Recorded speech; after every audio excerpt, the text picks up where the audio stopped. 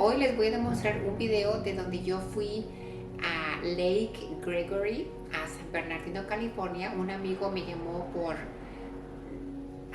en la mañana rápido sin pensar y me dijo que íbamos a ir ahí.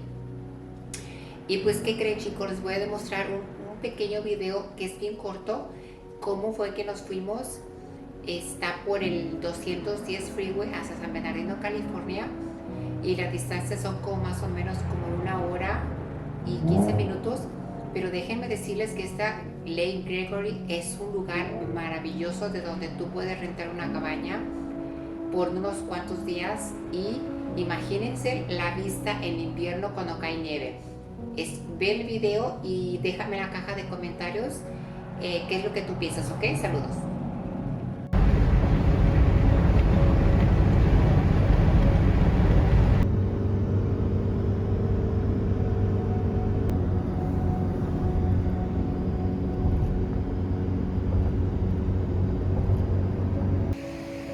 Pues chicos, miren, estamos aquí en la montaña y les voy a enseñar aquí abajo un pequeño río, ¿ok?